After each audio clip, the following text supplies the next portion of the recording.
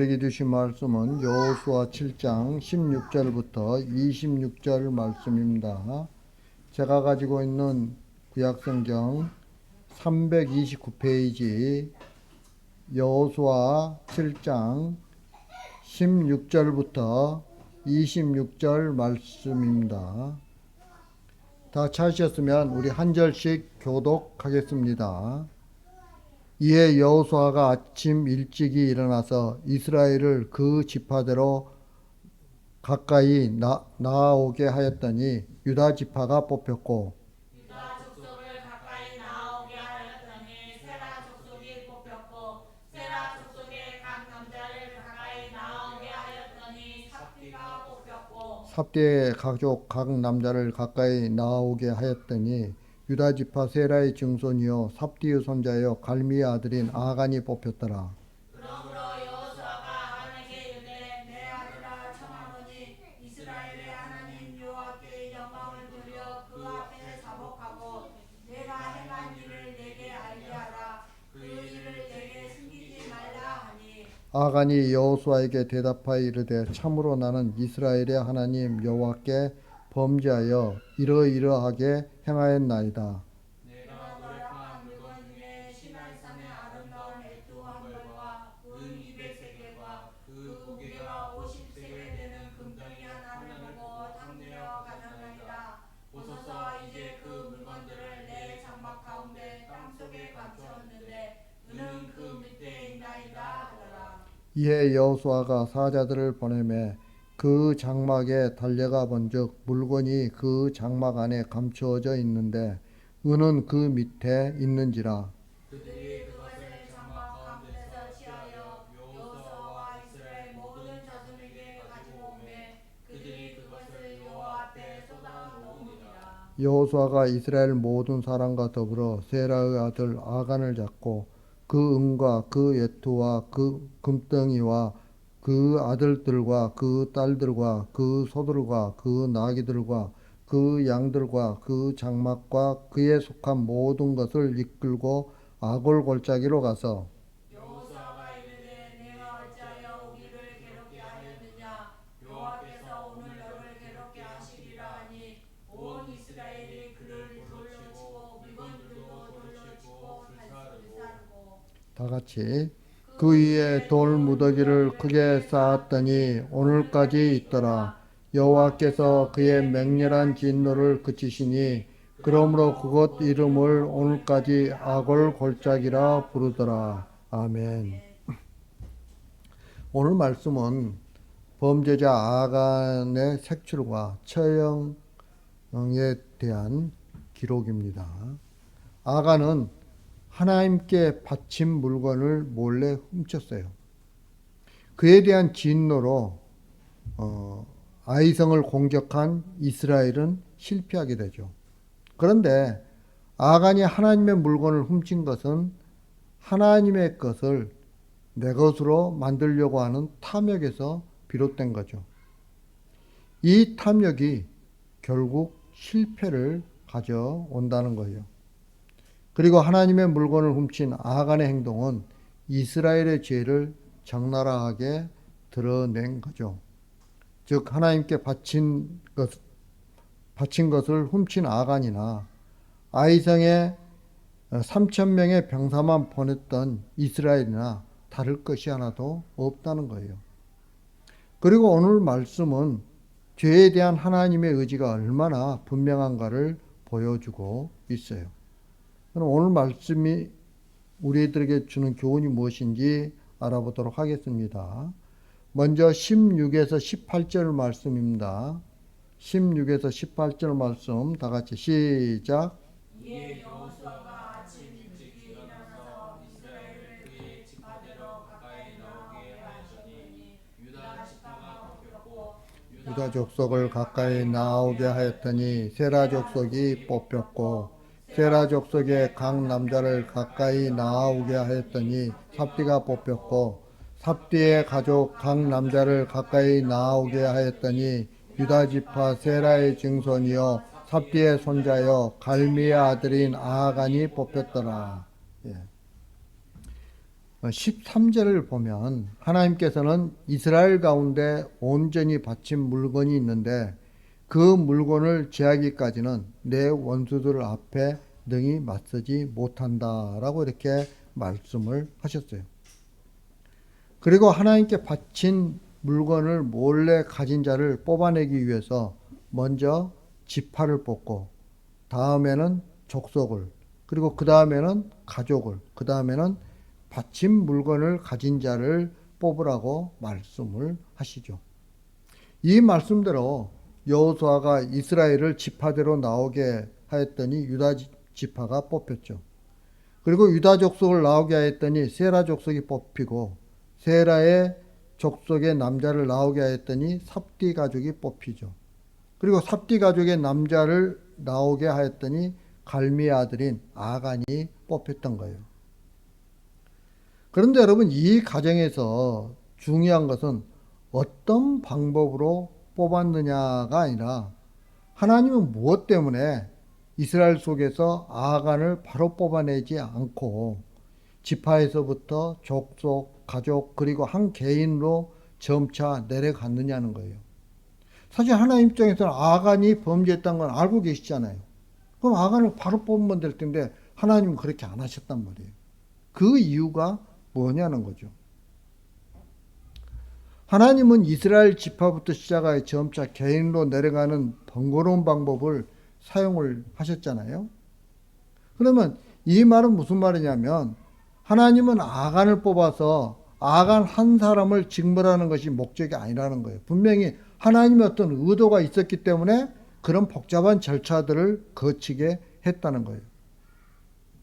다시 말하면 아간을 통해서 이스라엘에게 무엇인가를 가르치려고 했다는 것을 우리가 알 수가 있는 거죠. 하나님은 이스라엘이라는 국가의 죄를 보시는 것이 아니에요. 어느 한 지파나 한 가문 또는 한 가족의 죄를 보시는 것도 아니에요. 하나님은 오직 개인의 죄를 보실 뿐이에요. 사람들은 죄를 말할 때 사회의 죄를 말하기도 하고 가문의 죄를 말하기도 해요. 그러나 사회의 죄라는 것은 없어요. 국가나 사회나 가문이나 가족이 죄를 짓는 것도 아니죠. 이 모두는 인간이 모인 구성단일 뿐이지 인격체는 아니잖아요. 그런데 인간이 모인 구성단위는 죄를 지을 수가 없어요. 때문에 우리는 사회가 어둡다든지 사회가 나쁘다든지 또는 사회가 타락했다는 말을 할 수는 없는 거예요. 사회가 어둡고 타락하고 나쁜 것이 아니라 바로 내가 어둠이고 내가 악한 자이고 내가 타락한 자라는 것을 알아야 되는 거죠. 여러분, 어떤 교회 가보면 그런 말들을 하죠. 우리 교회는 사랑이 없다. 이런 말들 하잖아요. 하지만 이 말도 잘못된 말이라는 걸 여러분들이 기억해야 됩니다. 여러분, 교회는 성도들의 모임이에요. 그래서 교회가 사랑이 없는 것이 아니라 바로 내 자신이 사랑이 없음을 알아야 하는 거예요. 우리는 보통 죄를 생각할 때 자신은 죄에서 멀리 떨어 있는 자로 여길 때가 많죠. 따라서 우리 사이가 어둡다라고 말할 때 내가 바로 어둠의 존재인 것을 망각하고 나 아닌 다른 사람들로 인해서 사이가 어두워진 것으로 생각을 해버리죠. 죄는 사회 문제도 아니고 가족의 문제도 아니에요. 오직 개인의 문제인 거죠. 하나님은 대한민국의 죄를 묻는 것이 아니라 내 죄를 묻는다는 것을 우리는 알아야 돼요. 교회의 죄를 묻는 것이 아니라 바로 내 자신의 죄를 물으세요. 때문에 성도에게 너 때문에라는 말은 잘못된 거죠. 너 때문에 우리 교회가 이렇게 됐어라고 이야기하면 안 되는 거예요. 모든 문제는 나에게 있고 나 때문에 발생한 문제라는 것을 항상 염두에 두어야 하는 거죠. 죄는 특정인에게만 해당되는 것이 아니에요. 나에게 있는 죄가 저 사람에게는 없고 저 사람에게 있는 죄가 나에게 없는 것이 아니라는 거죠. 보통 사람들은 뉴스에서 어떤 사람이 어떤 큰 범죄를 갖다가 저질러서 붙잡히는 것을 보면서 그 사람은 범죄자라고 생각을 해요. 그렇지만 본인은 어떻습니까? 나는 어떤 그런 도둑질이나 큰 범죄를 저지르지 않았으니까 죄가 없다고 생각하는 거죠. 하지만 하나님도 죄를 이런 식으로 보신다면 분명 죄에는 뭐가 있어야 돼요? 경중이 따르겠죠. 그리고 죄의 기준은 인간의 행위를 기준으로 정하게 되겠죠. 그러면 우리의 행동만 조심하면 얼마든지 죄 없는 자가 될 수 있고 또 죄가 극히 가벼운 자로서 하나님 앞에 서게 되겠죠. 내가 조금만 조심하면, 내 죄가 드러나지 않으면. 그런데 여러분, 잠언 16장 2절 말씀 우리 암송 구절 있죠. 한번 해볼까요? 잠언 16장 2절 말씀 다 같이 시작. 사람의 행위가 자기 보기에는 모두 깨끗하여도 여호와는 심령을 감찰하시느니라. 예. 무슨 말이냐면 하나님은 뭘 보신다고요? 예, 마음을 보신다는, 우리 마음을, 우리 행위를 보시는 것이 아니라 하나님 우리 마음을 보세요. 여러분, 마음을 보신다는 것은 죄는 그 마음을 통해서 드러난다는 거예요. 여러분, 도둑질이 뭐예요? 탐욕이란 말이에요. 탐욕. 탐욕으로부터 비롯되는 것이 도둑질이에요. 예. 그런데 모든 인간은 탐욕을 가지고 살잖아요. 우리 중에 탐욕이 없는 사람이 있어요, 없어요? 없어요. 다 있어요. 예. 그렇기 때문에 나는 도둑질을 안 했으니까 죄가 없다는 말을 할 수 있을까요? 없죠. 하나님은 내 심령을 감찰하시는데, 예. 그렇게 할 수 없는 거예요.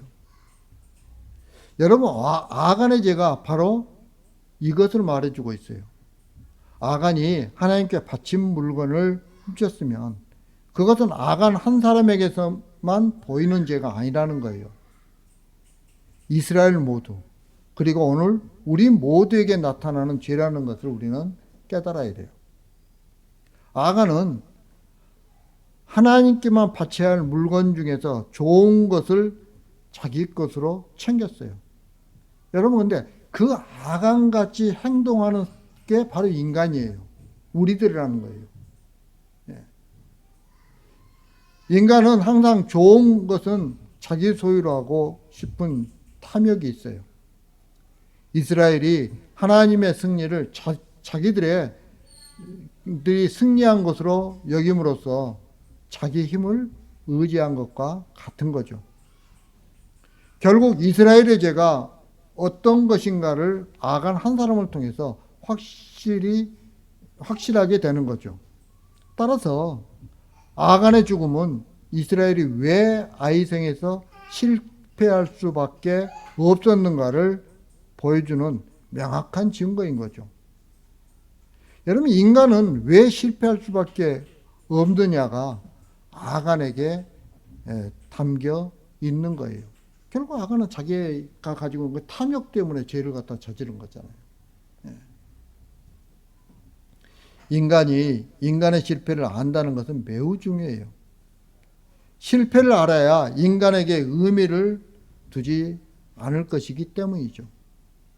예수님이 오신 것은 인간은 실패할 수밖에 없는 존재이기 때문에 예수님이 오신 거예요. 우리가 만약에 실패하지 않는다면 예수님이 필요 없는 거죠. 그런데 이것을 잊고 살기 때문에 자신이 성공한 자가 되기를 바라는 거예요. 하나님의 도움을 받아서라도 성공하고 싶어하고 자신이 세상에서 성공하기를 원하는 거예요. 하나님이 승리한 것을 감사하고 기뻐하는 것으로 족하는 것이 아니라 내가 승리자가 되고 내가 사람들의 칭송을 받는 그런 사람이 되고 싶어 하는 거죠. 그래서 하나님께 나오면 자신을 성공자로 만들어 달라고 예언하게 되는 거죠. 그러나 하나님이 원하시는 인간은 자기 실패를 아는 자예요. 예. 자기 실패를 알면 성공자이신 하나님을 의지하기 때문에 그러는 거예요. 여러분, 내가 실패자는 걸 알면 하나님을 내가 붙들면 되는 거예요. 그걸 깨닫게 되는 거예요. 근데 내가 잘 나가면은 생각할 필요가 없는 거죠. 예.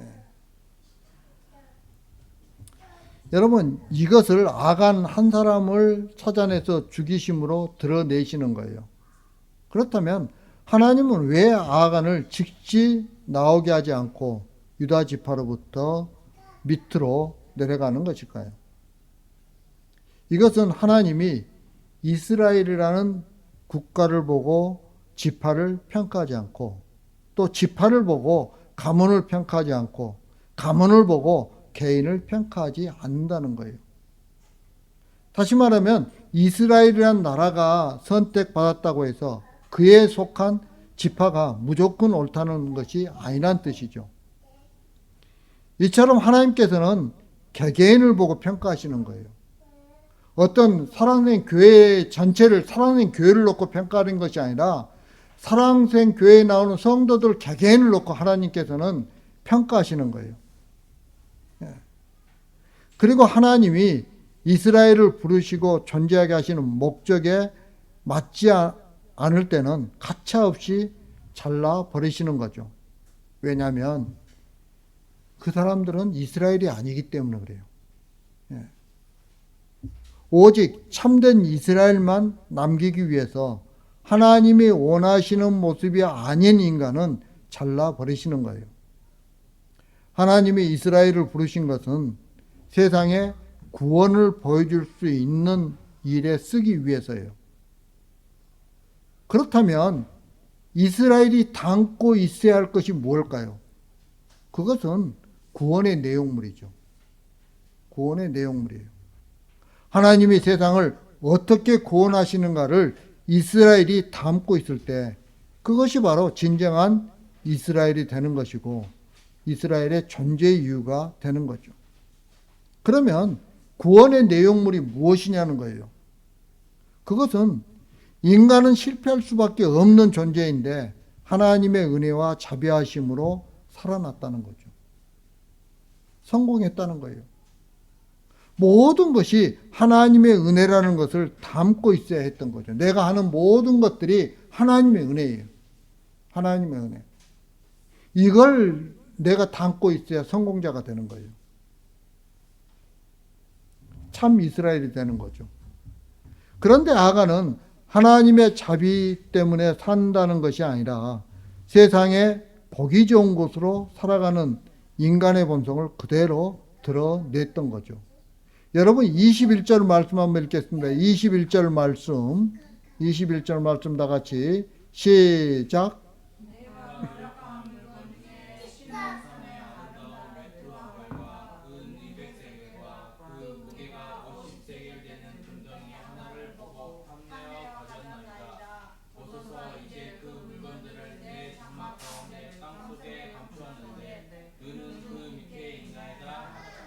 아멘.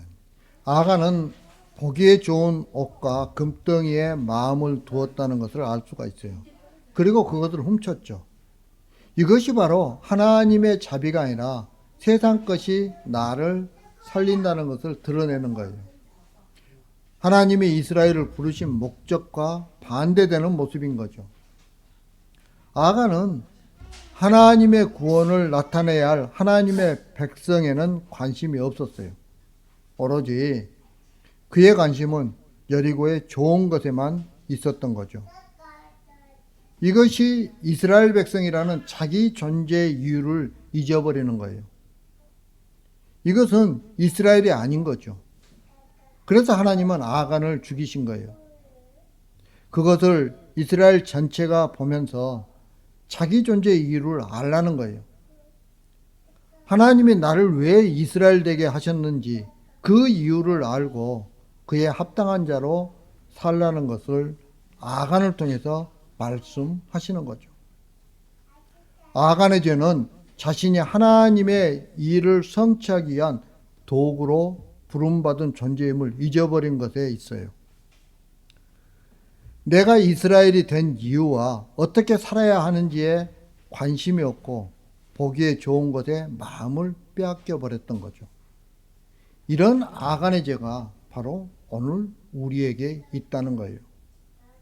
여러분은 내가 왜 세상에 왔는가를 정확히 알아야 해요. 하나님이 우리를 세상에 보내시고 교회로 부르신 이유는 세상에 구원을 보이며 살라는 하나님의 뜻이 있는 거예요. 이 존재의 이유만큼은 잊어버려서는 안 되는 거죠.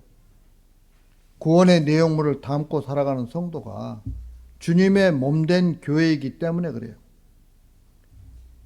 예수님을 이 땅에 보내시고 십자가에 죽게 하시고 우리를 그분 앞으로 이끌어내신 이유가 무엇이냐는 거예요.